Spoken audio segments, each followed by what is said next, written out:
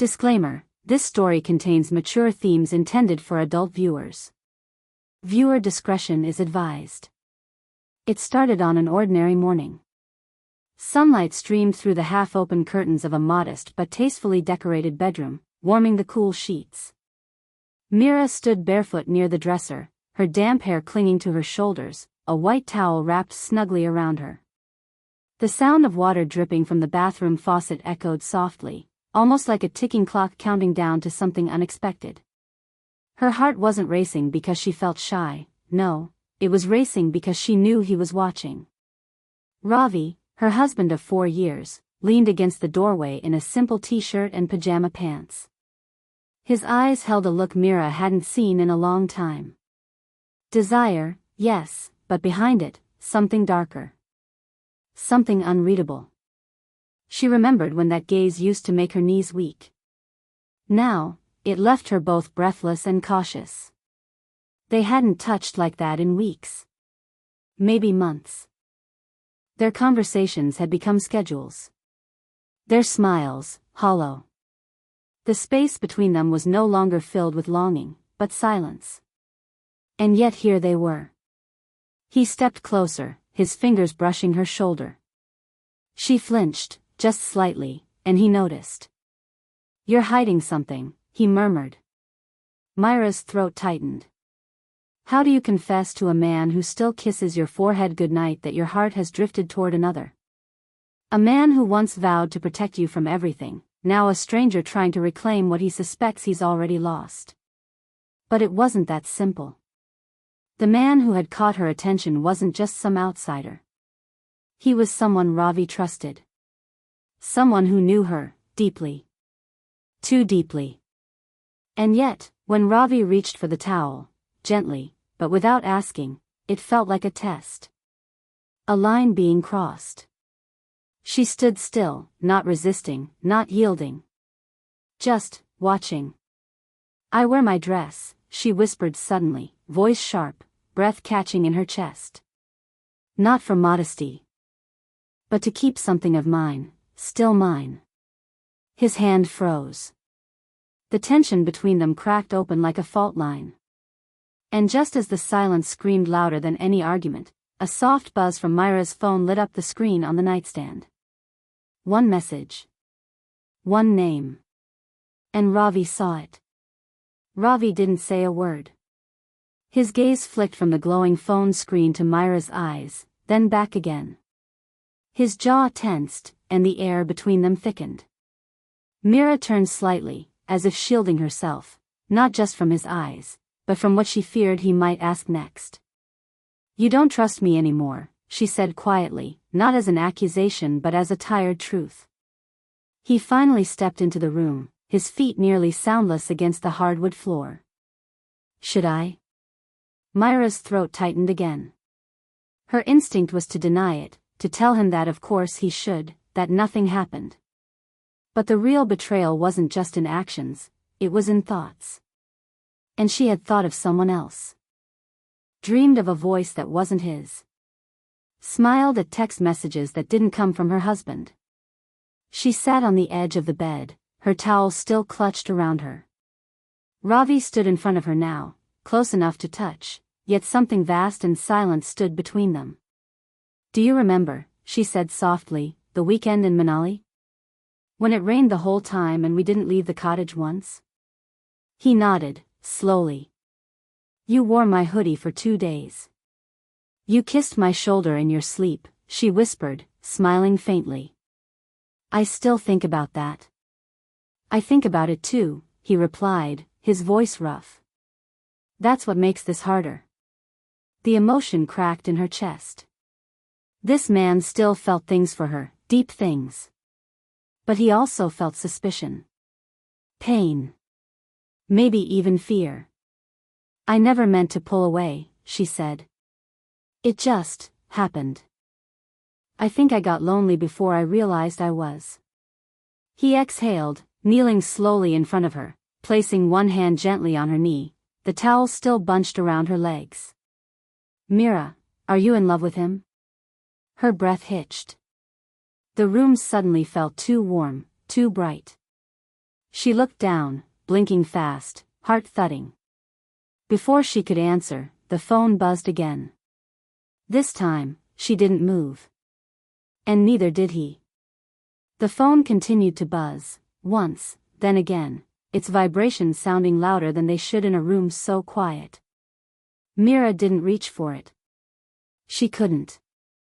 Ravi's hand was still on her knee, steady but unmoving, like he was waiting for her answer through the silence, not her words.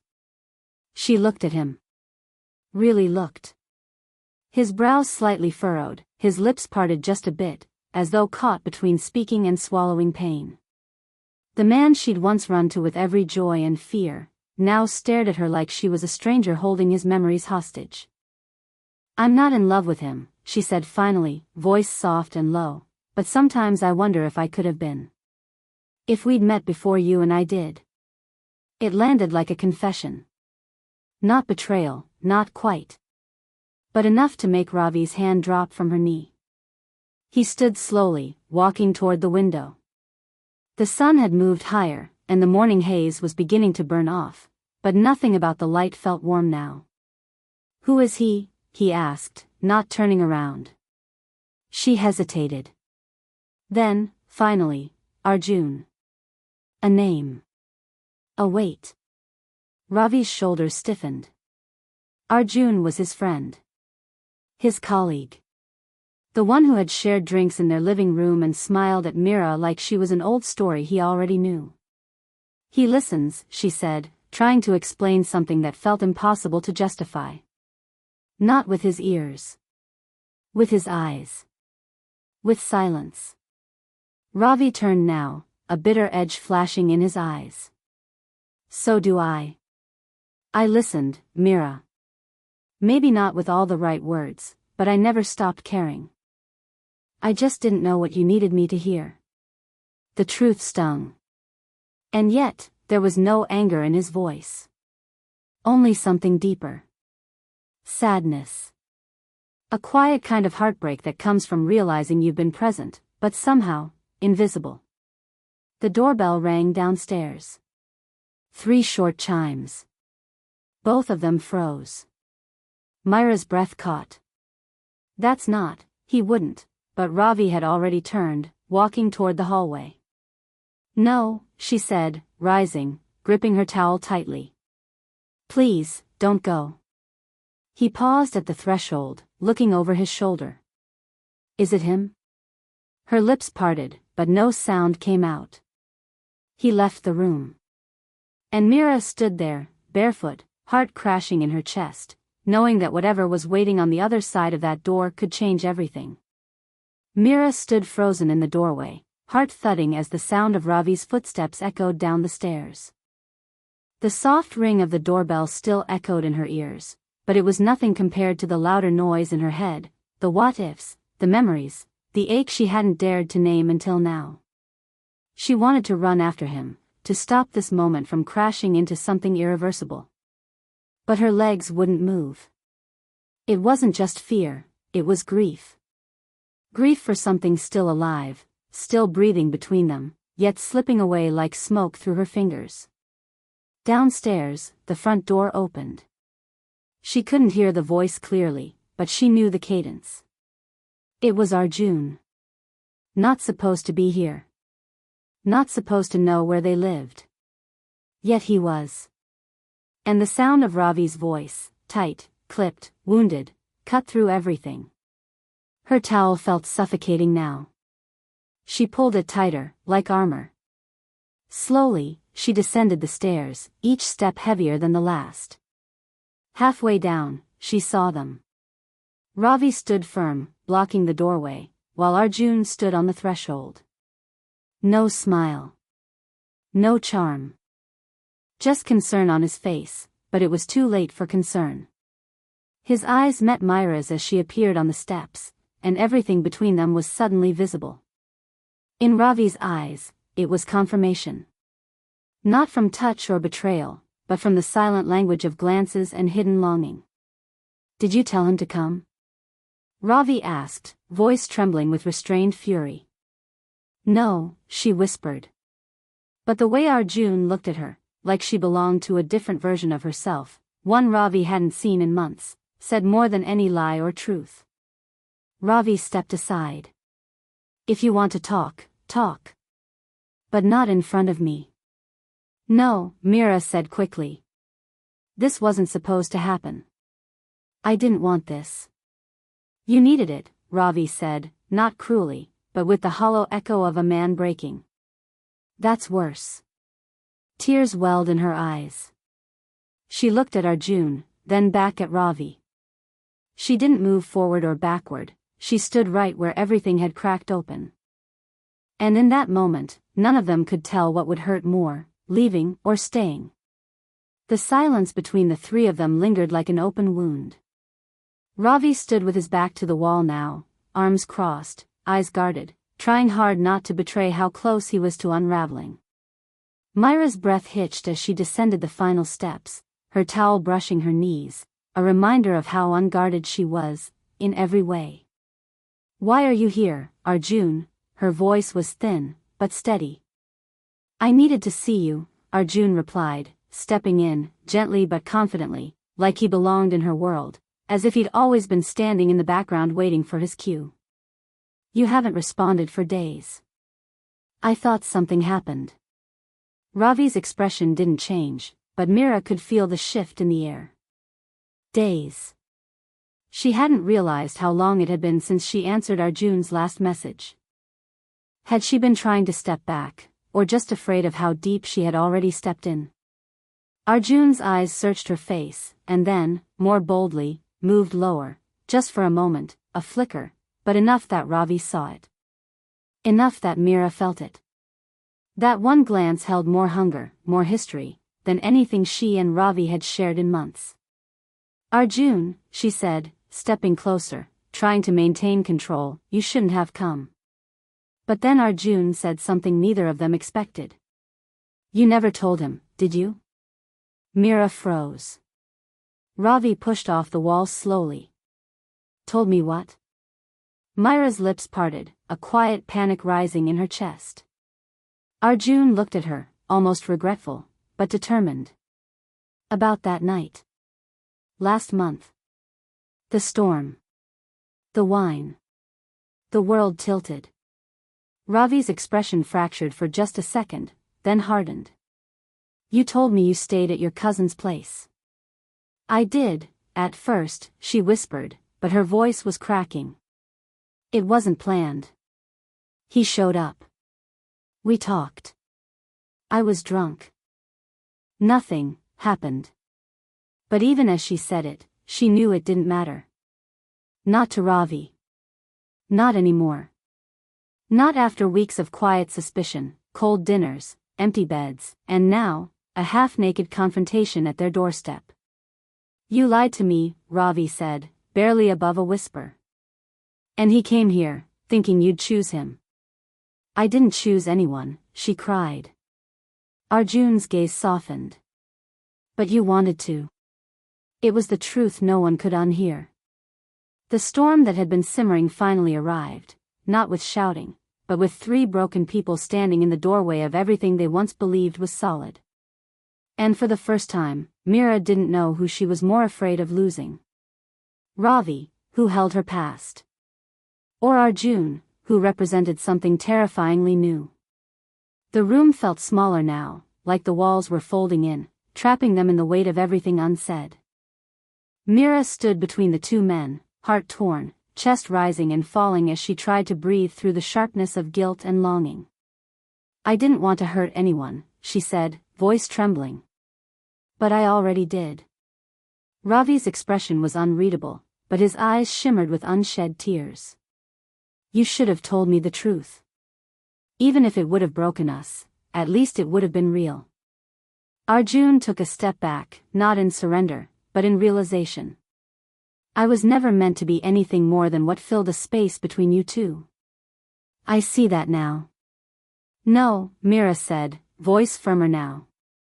You mattered. You reminded me I was still seen. But what I felt wasn't love. It was escape. She turned toward Ravi, slowly, deliberately. Her towel slipped slightly from one shoulder, but she didn't adjust it. She wanted to be exposed, emotionally, if not physically. I didn't just fall for someone else, she whispered. I forgot how to reach you.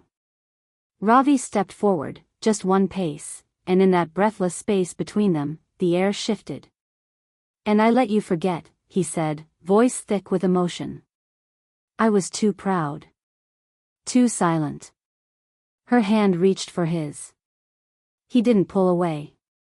Then, the twist, soft, shattering, unexpected. Arjun turned, his hand on the doorknob, but paused.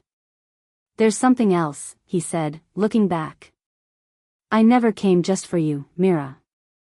I came because I thought I saw him giving up. And I couldn't let him. Not without a fight. Mira's eyes widened. What are you talking about? Ravi's head dropped slightly, jaw tight. I called Arjun, he admitted, barely audibly.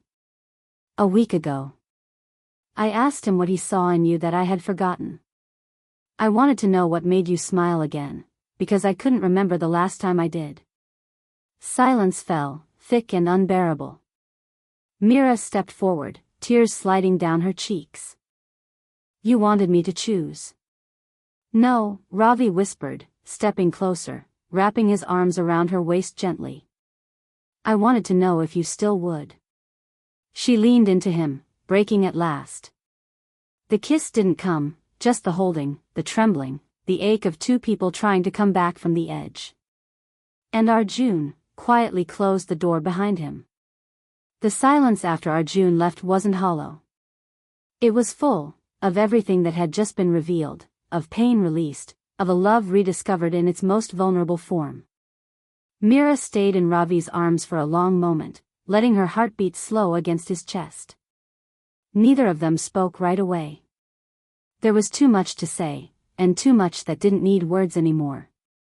Later, after she had dressed and he had quietly brewed tea for both of them, they sat on the couch with their hands lightly intertwined.